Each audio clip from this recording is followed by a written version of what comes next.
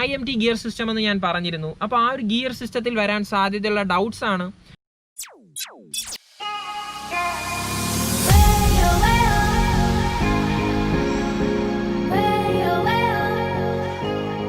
Title കണ്ടിട്ടായിരിക്കുമല്ലോ നിങ്ങൾ ഇന്ന് ഈ ഒരു വീഡിയോ ക്ലിക്ക് ചെയ്തത് തന്നെ.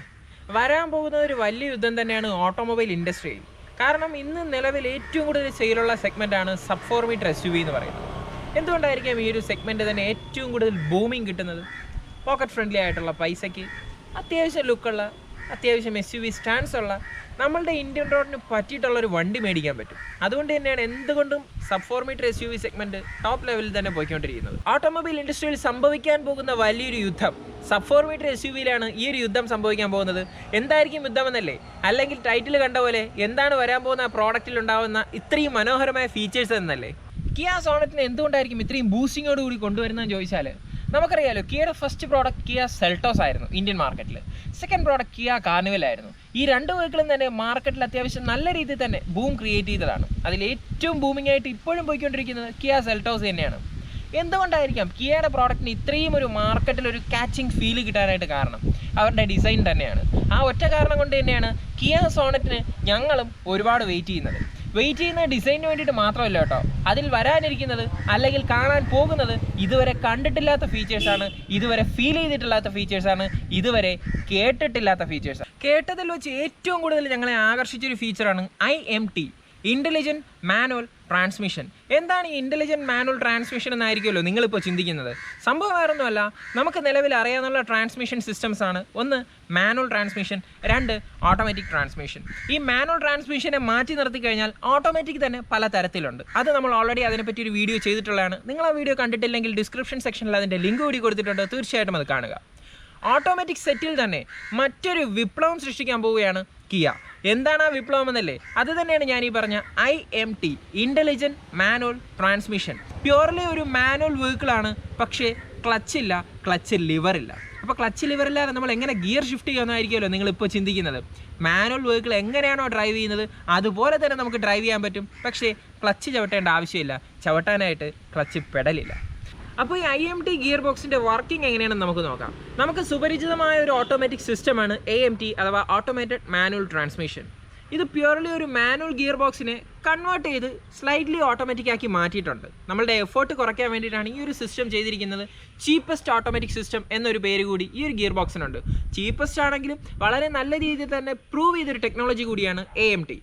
സെയിം ടെക്നോളജിയുടെ ഒരു 90% കടമെടുത്താണ് IMTയും വരാൻ പോകുന്നത്. മറ്റൊന്നുമല്ല, AMT ഗിയർ ബോക്സിൽ ആക്ച്വേറ്റേഴ്സ് ആണ് ക്ലച്ചിനെ ആക്ടിവേറ്റ് ചെയ്യുന്നത്. സെയിം ആക്ച്വേറ്റേഴ്സ് തന്നെയാണ് IMT ഗിയർ ബോക്സിൽ ക്ലച്ചിനെ ആക്ടിവേറ്റ് ചെയ്യുന്നത്. ഇവിടെ പ്രത്യേകത ഇത്രയേ ഉള്ളൂ, ക്ലച്ച് പെഡൽ കാണത്തില്ല, പക്ഷേ ഗിയർ ഉണ്ടാകും. ഗിയർ മാനുവൽ ആയിരിക്കും, മാനുവലായിട്ട് നമ്മൾ തന്നെ ഷിഫ്റ്റ് ചെയ്യണം. ഇതിൻ്റെ വർക്കിങ്ങും വലിയ കോംപ്ലിക്കേറ്റഡ് ഒന്നും അല്ല കേട്ടോ. AMT ഗിയർ ബോക്സിൽ നമുക്ക് മാനുവലായിട്ട് ഗിയർ ഷിഫ്റ്റ് ചെയ്യാനായിട്ട് ഒരു പ്ലസും മൈനസും പ്രൊവൈഡ് ചെയ്തിട്ടുണ്ടല്ലോ. ആ പ്ലസിനും മൈനസിനും പകരം മാനുവൽ ഗിയർ ബോക്സിൻ്റെ അതേ കണക്കിന് തന്നെ പൊസിഷനിങ്ങിലുള്ള ഗിയർ ബോക്സ് സെറ്റ് ചെയ്തിട്ടുണ്ട്. സോ മാനുവൽ വെഹിക്കിൾ ഓടിക്കുന്ന ഒരു ഫീലും കിട്ടും, ഓട്ടോമാറ്റിക് വെഹിക്കിൾ ഓടിക്കുന്ന ഒരു കംഫർട്ടും കിട്ടും. ഇത് തന്നെയാണ് IMT ഗിയർ ബോക്സിൽ കിയ കൊണ്ടുവരാനായിട്ട് പോകുന്നത്. ഓഗസ്റ്റിലാണ് കിയ സോണറ്റിൻ്റെ ലോഞ്ച് പറഞ്ഞിരിക്കുന്നത്. അത് എത്രയും പെട്ടെന്നാവണമെന്ന് തന്നെയാണ് നമ്മളും ഒരുപാട് പ്രതീക്ഷിക്കുന്നത്. കാരണം കിയയുടെ ഡിസൈൻ ഈ ഒരു സെഗ്മെൻറ്റിനെ തന്നെ മാറ്റിമറിക്കും, അതിൽ യാതൊരുവിധ സംശയവുമില്ല. പക്ഷേ കിയ ആയിരിക്കുമോ ഹ്യുണ്ടായി ആയിരിക്കുമോ ഈ ഒരു ടെക്നോളജി ആദ്യം കൊണ്ടുവരുന്നത്? അതൊരു ചോദ്യമാണ്. കാരണം കിയ സോണറ്റ് വരുന്നത് ഹ്യുണ്ടായി വെന്യൂവിൻ്റെ സെയിം പ്ലാറ്റ്ഫോമിലാണ്. അതുപോലെ തന്നെ 1 ലിറ്റർ ടർബോ പെട്രോൾ എഞ്ചിൻ സോണറ്റിൽ യൂസ് ചെയ്തിരിക്കുന്നത് വെന്യൂവിൻ്റെ എഞ്ചിനും കൂടിയാണ്. വെന്യൂവിലും ഇതേ IMT ടെക്നോളജി ഓൾറെഡി അവരുടെ പ്ലാന്റിൽ പ്രൊഡക്ഷൻ കഴിഞ്ഞിട്ടുണ്ട്. So which one comes first, that's A question. അപ്പോൾ ഈ IMT ഗിയർ ബോക്സിൻ്റെ കാര്യം മാത്രമല്ല കേട്ടോ സോണറ്റിൽ വരാൻ പോകുന്ന ഹൈലൈറ്റ്സ്. ഈ ഒരു സെഗ്മെൻറ്റിനെ മാറ്റിമറിക്കുമെന്ന് പറഞ്ഞത് ഈ ഗിയർ ബോക്സിൻ്റെ കാര്യത്തിൽ മാത്രമല്ല, ഡിസൈനിൻ്റെ കാര്യത്തിൽ. ഡിസൈൻ ഓൾറെഡി 2020 ഫെബ്രുവരിയിൽ ഓട്ടോ എക്സ്പോയിൽ അവർ പ്രൊഡ്യൂസ് ചെയ്ത് കഴിഞ്ഞു, ഡിസ്പ്ലേ ചെയ്ത് കഴിഞ്ഞു. മോസ്റ്റ് പ്രോബ്ലി അതിൻ്റെ 99% ഡിസൈൻസും അതുപോലെ തന്നെ വരാനാണ് സാധ്യത. കാരണം സെൽട്ടോസിൻ്റെ ഡിസൈൻ കൊണ്ടുവന്ന സമയത്തും ആ ഒരു ഡെമോ മോഡലിന് സിമിലർ ആയിട്ടുള്ള ഒരു റിയൽ മോഡൽ തന്നെയാണ് അവർ കൊണ്ടുവന്നിട്ടുള്ളത്. അതുകൊണ്ട് തന്നെ വലിയ ഡിഫറൻസ് എന്തായാലും ഡിസൈനിൻ്റെ കാര്യത്തിൽ കിയ നടത്തത്തില്ല. ഒബ്വിയസ്ലി അതുമായിട്ടൊരു 99% സാമ്യതയിലുള്ള ഡിസൈൻ ആയിരിക്കും. അതുകൊണ്ട് തന്നെ പറയുവാണ്, എന്തുകൊണ്ടും സോണറ്റ് എന്ന് പറയുന്നത് ഈ ഒരു സെഗ്മെൻറ്റിലെ റോക്കിംഗ് പ്രോഡക്റ്റ് ആയിരിക്കും. അത് ഞങ്ങളുടെ ഒരു കോൺഫിഡൻസ് ആണ് കേട്ടോ. ഇതിന് പുറമെ പിന്നെ ഈ ഒരു സോണറ്റിൽ വരാൻ പോകുന്ന ഫീച്ചേഴ്സ് എന്നുള്ള രീതിയിൽ നമുക്ക് കിട്ടിയത് സെഗ്മെന്റിൽ തന്നെ ഏറ്റവും വലുതായ 10.25 ടച്ച് സ്ക്രീൻ ഇൻഫോർടൈൻമെന്റ് സിസ്റ്റം ആയിരിക്കും സോണറ്റിൽ യൂസ് ചെയ്യാൻ പോകുന്നത്. 2 എഞ്ചിൻ ഓപ്ഷൻ ആയിരിക്കാം കിയ സോണറ്റ് വരാനായിട്ട് പോകുന്നത്. കാരണം ഹ്യുണ്ടായി വെന്യൂവും 2 എഞ്ചിൻ ഓപ്ഷനിലാണ് ഇന്ന് ഇന്ത്യയിൽ അവൈലബിൾ ആയിട്ടുള്ളത്. 1 ലിറ്റർ ടെർബോ പെട്രോളും അവൈലബിൾ ആണ്, അതുപോലെ തന്നെ 1.5 ലിറ്റർ ഡീസൽ എഞ്ചിനും അവൈലബിൾ ആണ്. ഇതിൽ വരാൻ പോകുന്ന ഓട്ടോമാറ്റിക് ഗിയർ സിസ്റ്റം എന്ന് പറയുന്നത് 1 litre Turbo petrol most probably DCT gear system വരും, അതുപോലെ തന്നെ IMT ഗിയർ സിസ്റ്റം വരും, പിന്നെ മാനുവൽ ട്രാൻസ്മിഷനും എന്നിങ്ങനെയുള്ള വകഭേദങ്ങളിലായിരിക്കും കിയ സോണറ്റ് അവൈലബിൾ ആകാനായിട്ട് പോകുന്നത്. പിന്നെ വരാൻ പോകുന്ന ചേഞ്ച് ആസ് യൂഷ്വൽ തന്നെയാണ് കിയയുടെ സിഗ്നേച്ചർ ആയിട്ടുള്ള ആ ഒരു tiger nose grille, the bold and muscular tiger nose grille. വളരെ ഇഷ്ടപ്പെട്ട ഒരു ഗ്രിൽ പാറ്റേൺ ആണ് കേട്ടോ എനിക്ക്.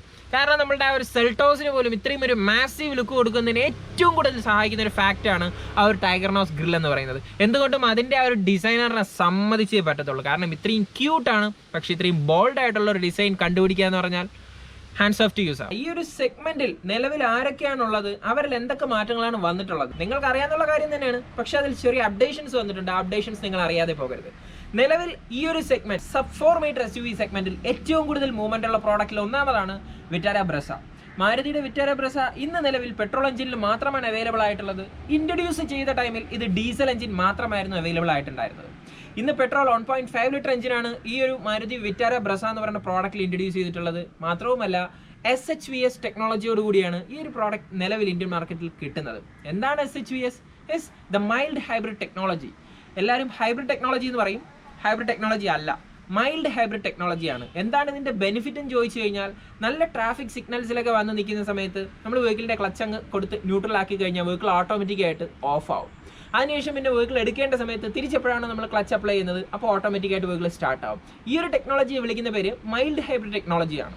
എന്നാൽ എന്താണ് ഹൈബ്രിഡ് ടെക്നോളജി എന്ന് വെച്ചാൽ, ഓടുന്ന വെഹിക്കിളിൻ്റെ ഇന്ധനക്ഷമത കൂട്ടുന്നതിന് വേണ്ടിയിട്ട് ഫ്യൂൽ കൺസംഷൻ കുറയ്ക്കുകയും അവിടെ മോട്ടോറിന്റെ ഹെൽപ്പോട് കൂടി വെഹിക്കിളിനെ മൂവ് ചെയ്യാൻ സഹായിക്കുകയും ചെയ്യുന്നു. ഈ ഒരു ടെക്നോളജി ഹൈബ്രിഡ് സിസ്റ്റം എന്നും പറയുന്നു. സോ വിറ്റാര ബ്രസ ഇന്ന് നിലവിൽ ഏറ്റവും കൂടുതൽ ബൂമിംഗ് ഉള്ള ഒരു പ്രോഡക്റ്റ് തന്നെയാണ്. ഒപ്പം തന്നെ വിറ്റാര ബ്രസയ്ക്ക് ഒത്ത എതിരാളിയായിട്ട് പോയിക്കൊണ്ടിരിക്കുന്ന കാര്യം, ഒരുപക്ഷെ വിറ്റാര ബ്രസയെക്കാളും ബെറ്റർ ആയ ഒരു product, the one and only Tata Nexon. Body ക്വാളിറ്റിയുടെ കാര്യത്തിൽ ഇന്ത്യൻ മെയ്ഡ് ആയിട്ടുള്ള പ്രോഡക്റ്റ്, 5 സ്റ്റാർ റേറ്റിംഗോട് കൂടി പോകുന്ന പ്രോഡക്റ്റ് സ്റ്റാർട്ട് ചെയ്തത് ടാറ്റ നെക്സോണിൽ തന്നെയാണ്.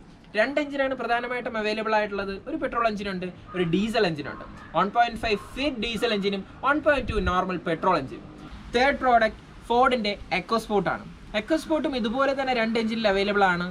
1.5 litre petrol and 1.5 litre diesel. ഇതിനോടൊപ്പം ഒരു ചെറിയ എഞ്ചിനും കൂടി വരുന്നുണ്ട്, 1 ലിറ്റർ ടെർബോ പെട്രോൾ. അത് പറയാൻ വിട്ടുപോയതാണ്. അത്യാവശ്യം തെറ്റില്ലാത്ത നമ്പർ കാഴ്ചവെക്കാനായിട്ട് എക്കോസ്പോർട്ടിനും പറ്റുന്നുണ്ട്.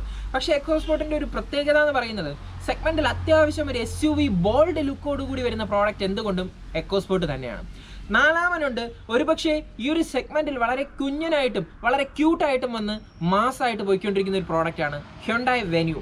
1 litre Turbo petrol, 1.5 litre diesel engine.